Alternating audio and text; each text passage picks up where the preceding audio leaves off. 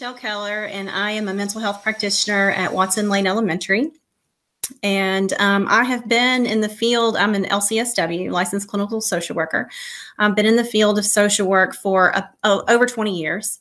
And in part of that time, I worked for Child Protective Services, which is where I was first introduced to the concept of psychological safety. Because, anybody that's had any kind of interactions with Child Protective Services knows that for even the consumers or the employees, that's not always a safe feeling environment because of the nature of that work, in essence.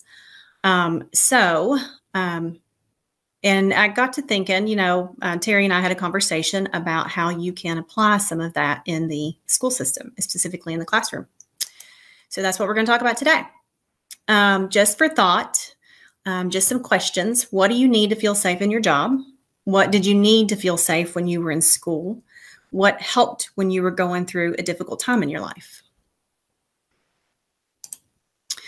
And why is this important now? Because there's so many things that are so important right now in the school system and in the world. And so introducing something else, if you already are trying to struggle with NTI and everything, it's really kind of a hard sell at the moment. But it is important because we're experiencing a crisis, a time of uncertainty without answers, and with expectations to improve outcomes for students and staff, regardless of what's happening. We have to find a way to adapt because this is a long-standing crisis at this point, and just trying to make changes as best we can and improve our outcomes given the situation that we have. All right. So the idea of culture of safety comes from safety science. Believe it or not, it's a real thing. Current professions investing in incorporating these models include aviation, healthcare, nuclear power, CPS, and even Google. Aviation came about because there were basically accidents. And when you think about what happens even in the healthcare system with accidents, nuclear power systems, and Child Protective Services, there's a response immediately that, when something terrible happens, like the death of a child or a plane crash or the death of a patient on the table, that there's this reaction to immediately start looking for blame. Who's at fault? And then it starts to feel like it can't possibly be me. And if I admit to having made a mistake, then I'm going to be liable for it, which creates an environment that sets up people to want to fear owning mistakes and fear taking responsibility for something in the interest of improving it. And it stifles that ability to improve it. So industries that use these models depart from that surface level understanding of how systems fail and seek out the complex interplay of systemic factors, meaning that you stop looking for the incident necessarily itself, and you start digging underneath of it to see what else contributed to this particular incident. And more often than not, you see that there are complex systemic things that contribute to the incident rather than just the incident itself. It's often a lot more complicated when things are, when a system is struggling or a student is struggling. For example, it's a lot more complicated than just saying Johnny doesn't know math. Johnny may not know math because there may be multiple systemic issues at play. So safety science exists to kind of take, it doesn't take things off the table. It doesn't say that Johnny's not responsible for learning his math, but it does make it safe to discuss. There may be things within our system that are not supporting Johnny, or there may be things in Johnny's home life that are a struggle, and maybe we can help with those things and maybe we can't, but it's worth taking a look at. And then how do we get Johnny to where we need him to be and hold Johnny accountable also? Okay, so from an organizational perspective, safety, culture of safety means that everyone feels responsible for the safety, the environment of safety, and that it's something that's pursued on a daily basis. Everyone feels safe reporting any unsafe conditions. When you think about healthcare from that organizational perspective, if there's something that they saw, like for instance, there's not enough hand washing happening and then somebody got sick or, something like that. Negative behaviors, meaning that if somebody is creating an uncomfortable environment, then you have to be able to say, hey, I don't think Sarah feels comfortable because this thing over here keeps happening. But you have to do that and do it from a place of trying to solve the problem rather than just trying to place blame. It results in fewer high-risk behaviors, lower voluntary staff turnover, lower absenteeism, higher productivity, and increased public trust. Basically, it's a way of creating the system to where it feels more comfortable functioning as it does. Organizations have to focus on improving their well-being in addition to the physical safety, which includes examining current environmental factors that support those practices, meaning that you've got to look at what's driving the lack of safety culture. So, for example, in a classroom setting, if you have kids that are unsafe, that are getting physically aggressive with other students, then you have to look at the environmental factors that may be contributing to that. The emphasis is placed on safety from workplace violence, safe from patient, consumer, and student handling, and psychological safety. So the idea of psychological safety was introduced by Amy Edmondson, a Harvard business professor. And I'm going to play just a quick snippet of something just to kind of give you a little bit of the background. And it's not going to be the full video, but people are certainly welcome to go back and watch the whole thing later if they want. A nurse on the night shift in a busy urban hospital notices that the dosage for a particular patient seems a bit high. Fleetingly, she considers calling the doctor at home to check the order. Just as fleetingly, she recalls his disparaging comments about her abilities last time she called him at home. All but certain the dose is in fact fine. The patient is, after all, on an experimental protocol which justifies the high dose. She heads for the cart, gets the med, and goes toward the patient's bed. Quite far from the urban hospital, a young pilot in a military training flight notices that his senior officer might have made a crucial misjudgment. He lets the moment go by. Far from both of those stories, a senior executive who has recently been hired by a very successful consumer products company to join the top management team has grave reservations about a planned takeover. New to the team, feeling like an outsider, everyone else is so enthusiastic about the plan, he doesn't say anything. These are 3 episodes of workplace silence when voice was necessary. Voice would have been helpful. Now, you may think, if I were in their shoes, I wouldn't do that. Or you may be aware, as I am, of just how often this happens in the modern workplace. So I've been fascinated by this problem for a long time. Why does this happen? It's quite simple, actually. It turns out that no one wakes up in the morning and jumps out of bed because they can't wait to get to work today to look ignorant, incompetent, intrusive, or negative, right? No, on average, we'd prefer to look smart and helpful and, positive and helpful. So the good news about all this is that it's very easy to manage, right? Okay. So that is just an introduction to the work, and it gives an insight into how she came to drive it and the perspective for people. And it was interesting to me when I watched that to think about, new teachers in a building and what it's like to be new to a team, and how, you may have really good ideas, but sometimes if everybody else has been doing it a certain way, then it doesn't always feel comfortable to be able to say, I disagree, or can we try something new? So just some good thought. Okay. So I'd like to talk a little bit about the idea of psychological harm. It is the antithesis of psychological safety. It's very common in healthcare organizations, and I believe that's mostly due to the idea that in healthcare organizations, it covers such liability with lawsuits and things that, basically to admit that you've made a mistake in a healthcare industry can mean that you're potentially part of a lawsuit. It results from disrespect, emotional abuse, bullying, learning by humiliation, and other hallmarks of a culture of fear and intimidation.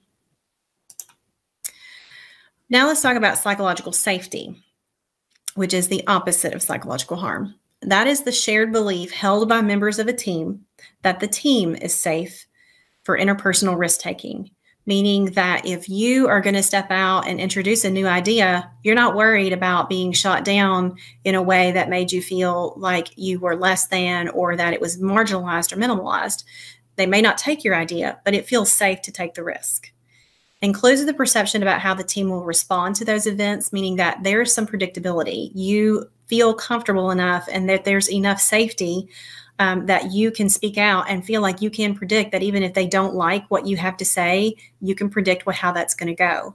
And when you think about that in a safe and nurturing home, kids will sometimes come and ask for things or want to do things, and the answer may be no. And if the parent is predictable and consistent, then they pretty much know how it's going to go. They know that no means no, and they know that it's going to be okay, even if they don't like it. Belief that they will not be punished or belittled for speaking up with questions, concerns, or mistakes, that there's an ability for them to speak both candidly and professionally. And that incidents look at organizational and systemic factors that we've already kind of talked about that maybe led to incidents and not just person-focused. Okay, so the idea of classroom psychological safety.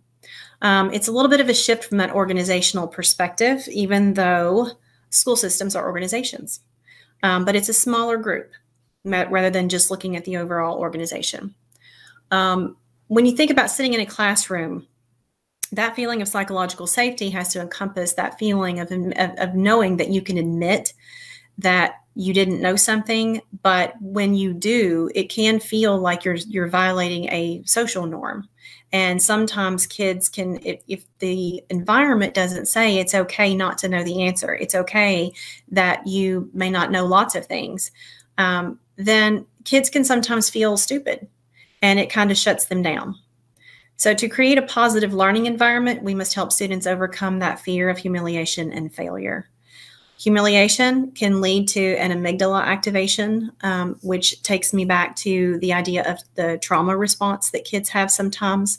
If you have been raised in an environment where you had to learn it's fight or flee, to basically respond to certain situations, then your brain is sort of pre-wired for that amygdala activation that sends that response to the brain that says, we got to do something about this. A lot of the times that means that if kids get humiliated, they can be triggered in that sense, and you might see additional behaviors, undesirable behaviors in the classroom also, just from the additional energy that they have to put into from trying to manage that feeling. That amygdala activation encourages students to act more quickly without thinking, meaning that they may lack perspective and analytical reasoning also. So basically, when that amygdala gets activated, it can also cause this overall shutdown of the system to where their ability to use critical thinking skills and analytical reasoning is it's more of a struggle. The research there's several different sources that I kind of wanted to share a little bit. Barbara Fredrickson at UNC has found that positive emotions like trust, curiosity, confidence, and inspiration broaden the mind and help us build that psychological safety, but build us social and physical resources. We become more open-minded, resilient, motivated, and persistent when we feel safe. Humor increases, as does solution finding and divergent thinking. So basically, when we feel safe, it is okay to make mistakes, and then it increases and it improves our resilience into that, and so that we are able to be more persistent. So we can keep plugging away at something and trying something if we know that when we fail, it's going to be okay. The recent study at Google, and there's a link right there to that article if you want to read that. A recent study at Google from 2012 called the Aristotle Project, which is really when a lot of this really got a lot more attention, because we pay a lot of attention when Google does stuff, determined that psychological safety contributed significantly to improving team dynamics, which led to better performance as a team.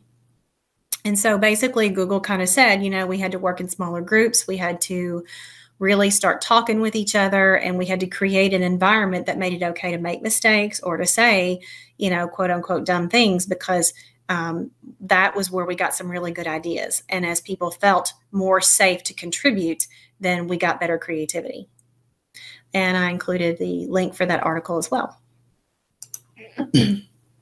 There was also a really interesting Russian study, more specific to classroom and school psychological safety that I found. The psychological well-being of the students, there were two important things. It was closely correlated with the level of psychological safety for the teachers. And the emotional comfort, self-confidence, higher level of cognitive activity were developed in those schools with higher levels of psychological safety for the teachers. So basically, as one improved, as psychological safety improved for teachers, then it also improved for the students. And there's a link to that article as well. So some strategies that we can use, engage in active listening and teach it as well. You have to model active listening. Sometimes as a therapist, when you're teaching and modeling active listening and reflective listening, I often tell people that it just feels very remote, but it is a skill that you can over time grow and become organic the way that you learn to do it.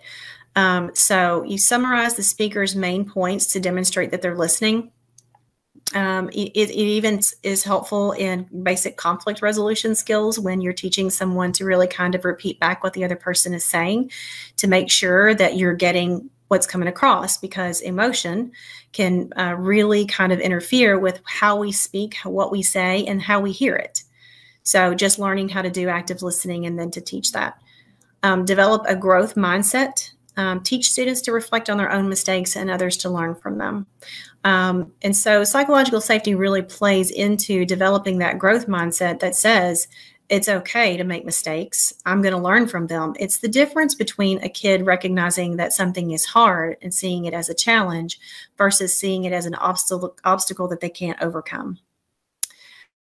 Adopt and teach the mindset that feedback is not criticism or judgment of future ability or character, but rather a positive experience which offers opportunity for knowledge. And that one is important for staff as much as it is for students, because often we as employees don't always like to hear feedback because, you know, it's kind of this interchangeable wordplay, feedback, criticism, judgment, right?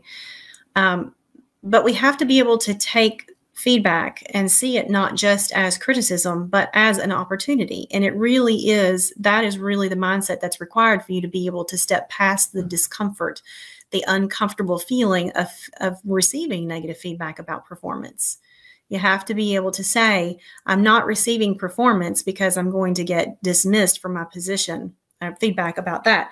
I'm receiving feedback to improve my performance. Foster an environment that asks questions. Teach the belief that asking for help is a positive thing and not a weakness. And then creating a sense of shared identity, maximizing that sense of belonging to develop a team environment where students are equal. And when you think about that, even from a teacher perspective, when you're in staff meetings or things like that, fostering that team environment where teachers feel like they're equal. Ensure students feel valued, listened to, respected, and part of the group. Okay, and so this is another kind of strategy or a way to create that psychologically safe space. The idea of establish, maintain, and restore. And basically what I can tell you is, you know, in my time while I was working with the cabinet, I had lots of different positions, and some of those were leadership positions. And so what I learned, and there were mistakes that I made, absolutely, as a leader, and there were some things that I learned to do well over time. And one of the things that I had to really, really work on, especially when I was developing my leadership style, was to learn to, because I'm a very goal-oriented, outcome-oriented kind of person. And in the beginning, I did not really understand the importance of establishing positive relationships.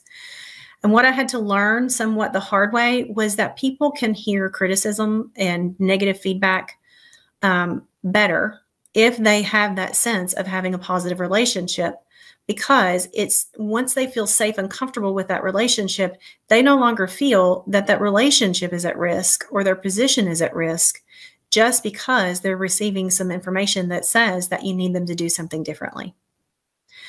So you can do that by banking time. And I do think that applies to the students as well as even members on a team. You can do it by banking time, deposit into that relationship by asking open-ended questions. And the more you can get people to talk, the more that they feel more comfortable. They like to know that you know something about them, that you actually care about what's going on. Making validating statements, allowing others to have their own emotional experience, and use the active listening. And when I say making validating statements, in my years, there have also been lots of times where I had uncomfortable employee conversations, but also times when I had uncomfortable conversations with parents that were hard. And you can almost always de-escalate a difficult conversation by making sure that you validate how painful or how stressful or how hard hearing that information is for them. It at least tells them that you are trying to pay attention to how they are feeling in that moment.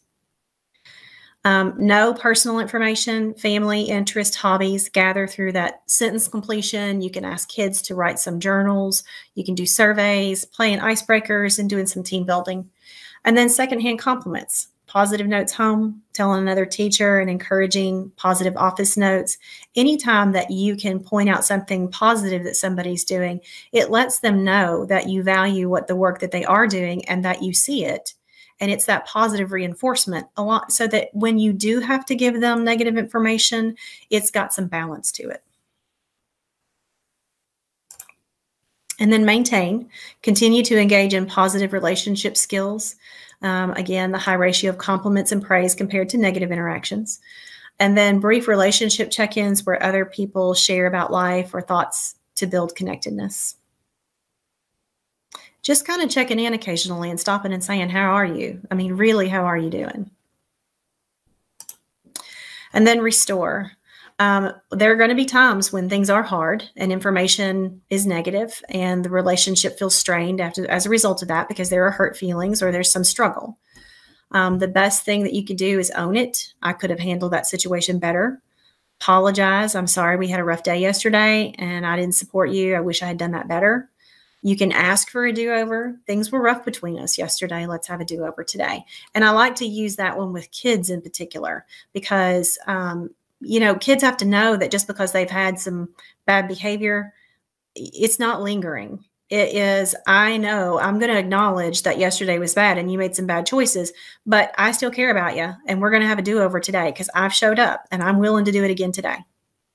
Conveying care. Your behavior or tone of voice, opinion, etc. was a bit rough to deal with, but I really care about you.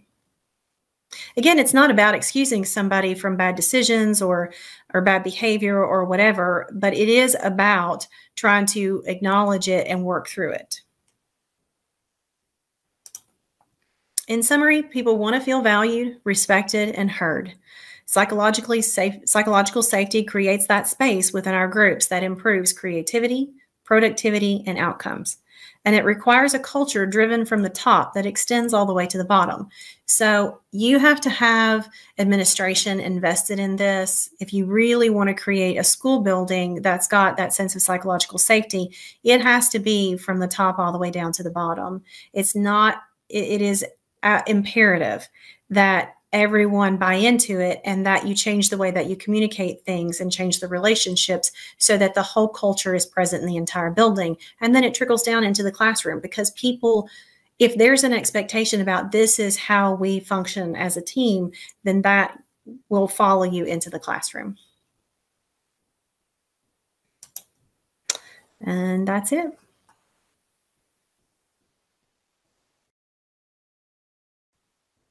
That's it, but that is so much you went over in there that I appreciate, and I know my coworker in the chat, Heather Worrell, was saying this sounds, a lot of the things you were talking about sounded like the book we're reading right now. We're doing a book study on Leaders Eat Last by Simon Sinek, and one of the first things he goes into is the circle of safety, which is like psychological safety that you were talking about, and how we have that freedom as leaders on our team to go out and do things without that fear of failure, that we know that's a positive thing. We fail forward.